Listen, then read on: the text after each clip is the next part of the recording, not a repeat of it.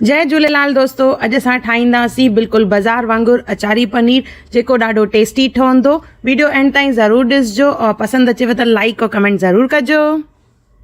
जय झूलेलाल दोस्तों, मां मुस्कान आहूजा और तव्हांजो स्वागत आहे मुंहिंजे चैनल हुनर मुस्कान का सिंधी ते।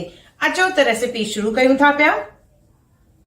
अचारी पनीर ठाहिण लाइ सभिनी खां पहिरियों असांखे करणी आहे मैरिनेशन। त उनजे लाइ हिकु बाउल खणंदासीं, उन में विझंदासीं 2 चमचा घाटी ॾही। उन सां गॾु इन में विझंदासीं असां 3 चमचा तेल, थोरो सो लूणु, हैड विझंदासीं गॾु। इन में सभिनी जी क्वांटिटीज़ मां लिखियूं आहिनि। इन सां गॾु विझंदासीं कश्मीरी ॻाढ़ा मिर्च, जंहिंसां इन में बढ़िया कलर ईंदो। थोरो सो साओ मसालो। इन्हनि सभिनी शयुनि खे पहिरियों चङी तरह मिक्स करणो आहे। मिक्स करण खां पोइ असां इन में विझंदासीं बसर ऐं पनीर, वॾा वॾा टुकर कटे करे विझंदासीं, जीअं असां पनीर टिक्का में विझंदा आहियूं तीअं। त पहिरियों मां ही बसर विझी रही आहियां, उन खां पोइ पनीर। मां इन में टमाटो बि विधो हो, पर कैमरा बंदि थी वई आहे, इन जे करे मां उहो न ॾेखारे सघियसि। इनखे चङी तरह मिक्स करे वठंदासीं असां। इनखे चङी तरह मिक्स करणो आहे और ध्यानु रहे त मिक्स करण महिल पनीर टुटे न, बिल्कुलु हल्के हथ सां मिक्स करणो आहे। चङी तरह मिक्स करण खां पोइ इनखे असां 15 मिंट छॾे ॾींदासीं। उन खां पोइ खणंदासीं हिकु तई, उन में विझंदासीं थोरो सो तेल, 1 चमचो जीरो, सॼा धाणा 1 चमचो, ऐं इन सां गॾु विझणी आहे कलौंजी। अचारी पनीर आहे त इन में कलौंजी पवंदी आहे, जंहिंखे असां बसर जो ॿिज बि चवंदा आहियूं। इनखे पहिरियों भुनी वठंदासीं थोरो सो, कुझु सेकेंड।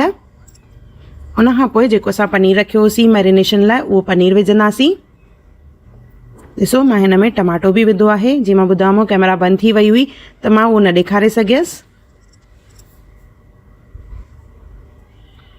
इनखे असां शैलो फ्राई कंदासीं, जेसि ताईं बसर ऐं टमाटो जेको आहे 50% ताईं कुक थी वञे, तेसि ताईं असां इनखे भुनंदासीं। ॾिसो, हे ऑलमोस्ट थी वियो आहे। ॾिसो, कचो पको बसर ऐं टमाटो हिन में सिजी वियो आहे। त असां इन्हनि खे हिकु प्लेट में कढी रखंदासीं और तेल जेको आहे उहो ॿी तईअ में खणंदासीं छाणे करे, जीअं असां हुन में हिन जो मसालो तयारु कयूं।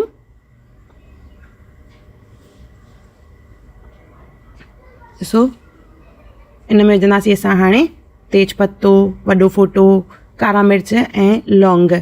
सॼा मसाला विझण खां पोइ इन में विझणो आहे बसर। 2 बसर रखिया आहिनि, बिल्कुलु उन्हनि खे सनो सनो कटे वरितो आहे और चॉपर जो इस्तेमालु कयो आहे मां। इनखे असां भुनंदासीं जीअं बसर जेको आहे सिजी वञे। और हुन सां गॾु असां हिन में विझंदासीं थूम ऐं अदरक, लॻभॻि 1.5 चमचो आहे। 8-10 कलियूं मां हिते थूम जूं खयूं आहिनि और अधु इंच अदरक खई आहे।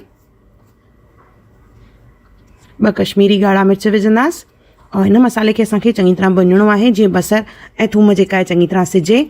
पहिरियों बाहि खे तेज़ रखिणो आहे और हुन खां पोइ बाहि खे असां बिल्कुलु सिम ते रखंदासीं। जेसि ताईं बसर सिजे तेसि ताईं टमाटो पीसे वठंदासीं।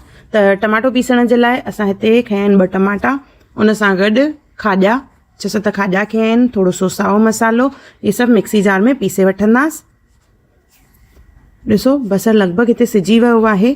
त हाणे असां हिन में विझंदासीं टमाटो प्यूरी, जेका असां ठाहे रखी हुईसीं। इनखे मिक्स करे टमाटे खे सिजाइणो आहे। काजू विझण जे करे इन जी जेका ग्रेवी ठहंदी उहा थिक ठहंदी और टेस्ट जेका आहे ॾाढी बढ़िया ईंदी। ॾिसो, चङी तरह मिक्स करे वठंदासीं। पहिरियों बाहि खे तेज़ रखिणो आहे, उन खां पोइ बाहि खे असां मीडियम रखंदासीं, जीअं मसालो सड़े न।